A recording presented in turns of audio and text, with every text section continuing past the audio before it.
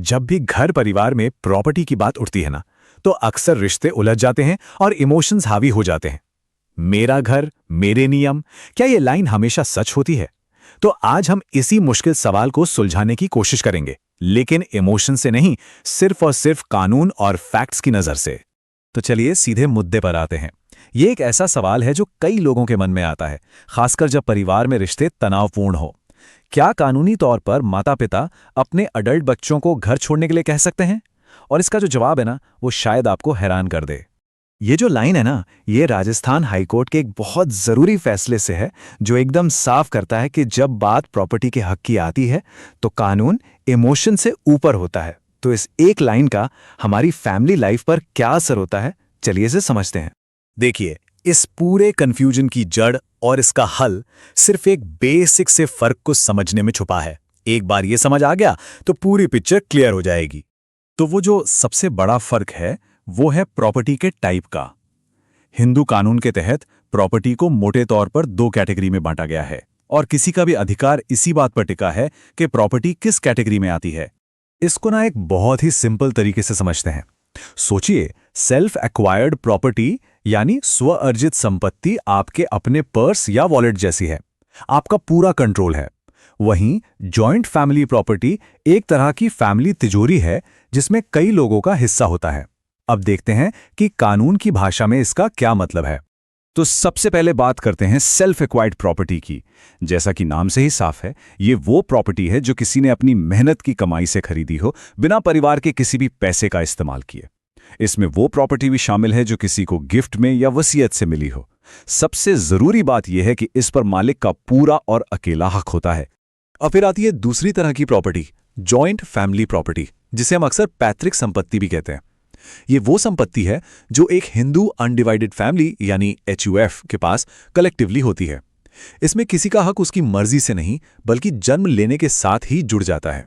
अच्छा, अब ये जॉइंट फैमिली प्रॉपर्टी का पूरा कॉन्सेप्ट समझने के लिए हमें हिंदू अनडिवाइडेड फैमिली यानी HUF को समझना पड़ेगा। आखिर ये है क्या चीज?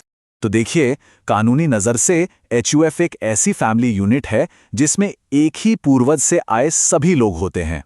मतलब ये सिर्फ एक सामाजिक ढांचा नहीं है, बल्कि एक लीगल एंटिटी है जो अपने नाम पर प्रॉपर्टी रख सकती है। यहां पर ना एक बहुत ही जरूरी फर्क समझना होगा। HUF में दो तरह के लोग होते हैं। एक होते हैं मेंबर और दूसरे होते हैं को पार्टनर। परिवार की पत्नियां या बच्चे मेंबर तो होते हैं, लेकिन को पार्टनर वो होते हैं जिनका प्रॉपर्टी में जन्म से सीधा हिस्सा होता है। और यही सबसे बड़ी पावर है। सिर्फ को पार्टनर ही प्रॉपर्टी के बंटवारे की मांग कर सकता है। तो बंटवारे की मांग करने का ये जो अधिकार है ना, यही एक को पार्टनर को असली कानूनी ताकत देता है। ये सिर्फ घर में रहने का हक नहीं है, बल्कि अपना कानूनी हिस्सा मांगकर अलग होने का हक है। ठीक है, तो अब जॉइंट फैमिली प्रॉपर्टी से वापस आते हैं सेल्फ एक्वायर्ड प्रॉपर्टी पर और देखते हैं कि यहां मालिक के पास कितनी पावर होती है। यहां पर कानून बिल्कुल क्लियर है। अगर प्रॉपर्टी सेल्फ एक्वायर्ड है तो मालिक ही उसका कर्ता धर्ता है, पूरी तरह से। किसी और की सहमति की कोई कानूनी जरूरत नहीं। इसका मतलब क्या हुआ? इसका मतलब यह हुआ कि मालिक के पास पूरा अधिकार है कि वो अपनी प्रॉपर्टी को बेचे, किसी को गिफ्ट कर दे, उस पर लोन ले, या फिर अपनी वसीयत में उसका नाम किसी के भी नाम कर दे। और इसमें यह जरूरी नहीं कि वो कोई फैमिली मेंबर ही हो। तो यहां एक सवाल दिमाग में आता है, क्या यह अधिकार इतना एब्सोल्यूट है कि कोई अपनी मेहनत से बनाई प्रॉपर्टी अपने बच्चों को ना देकर किसी बिल्कुल अनजान इंसान के नाम कर दे? और इसका जवाब है जी हां, बिल्कुल।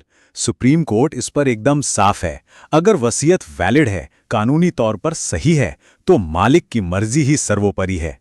वो अपनी प्रॉपर्टी जिससे चाहे उसे दे सकते हैं। अब प्रॉपर्टी लॉज में जो सबसे बड़े और जरूरी बदलाव हुए हैं, उनमें से एक है महिलाओं के अधिकारों को लेकर, खासकर बेटियों के अधिकारों को। चलिए देखते हैं ये कानून कैसे बदला है। देखिए, साल 2005 से पहले तक पुराने कानून के हिसाब से पैतृक संपत्ति में को पार्टनर यानी जन्म से हिस्सेदार सिर्फ बेटे होते थे। लेकिन 2005 में एक गेम चेंजिंग अमेंडमेंट आया हिंदू सक्सेशन एक्ट में। इसने बेटियों को भी बेटों के बराबर जन्म से को पार्टनर का अधिकार दे दिया। और फिर 2020 में विनीता शर्मा केस में सुप्रीम कोर्ट ने एक और बड़ी बात साफ की। उन्होंने कहा कि ये कानून रिट्रोस्पेक्टिव है, मतलब इसका फायदा उन बेटियों को भी मिलेगा जिनके पिता का निधन 2005 के अमेंडमेंट से पहले हो गया था। तो ये सिर्फ एक कानून का बदलाव नहीं था, इसने असल में बेटियों की स्थिति को ही बदल दिया। वो अब सिर्फ परिवार का एक सदस्य नहीं, बल्कि पैतृक संपत्ति में बराबर की हकदार बन गई। तो ठीक है, हमने सेल्फ एक्वायर्ड प्रॉपर्टी को समझा, जॉइंट फैमिली प्रॉपर्टी को देखा और बेटियों के अधिकारों में हुए बदलावों पर भी बात की।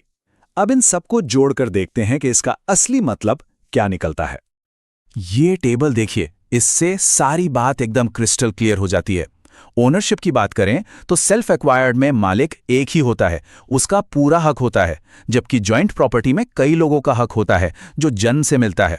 कंट्रोल की बात करें तो सेल्फ एक्वायर्ड प्रॉपर्टी का मालिक उसे बेचने, गिफ्ट करने के लिए आजाद है, लेकिन जॉइंट प्रॉपर्टी में बड़े फैसलों के लिए बाकी को पार्टनर्स की सहमति जरूरी होती है। और सबसे जरूरी बात, बच्चों का क्लेम। सेल्फ एक्वायर्ड प्रॉपर्टी पर मालिक के जीते जी कोई क्लेम नहीं होता, जबकि जॉइंट प्रॉपर्टी पर बेटों और बेटियों दोनों का जन्म से अधिकार होता है। तो अब हम वापस अपने पहले सवाल पर आते हैं। अगर किसी के माता पिता का घर उनकी सेल्फ एक्वायर्ड प्रॉपर्टी है, और ज्यादातर मामलों में ऐसा ही होता है, तो उस पर उनका एब्सोल्यूट राइट है। इसका सीधा मतलब यह है कि कोई भी अडल्ट बच्चा कानूनी तौर पर अपने माता पिता की मर्जी के खिलाफ उस घर में रहने का दावा नहीं कर सकता। कानून यहां पर मालिक के अधिकार को सबसे ऊपर रखता है। तो इस पूरी बातचीत से 4 मोटी मोटी बातें हैं जो हमें याद रखनी चाहिए। पहली, प्रॉपर्टी सेल्फ एक्वायर्ड है या जॉइंट, ये जानना सबसे क्रिटिकल है। दूसरी, सेल्फ एक्वायर्ड प्रॉपर्टी पर मालिक के अधिकार लगभग एब्सोल्यूट है। तीसरी, कानून अब बेटियों को पैतृक संपत्ति में बेटों के बराबर का हिस्सेदार मानता है। और चौथी, और शायद सबसे जरूरी, सिर्फ फैमिली में होना किसी की पर्सनल प्रॉपर्टी पर अपने आप अधिकार नहीं दे देता। और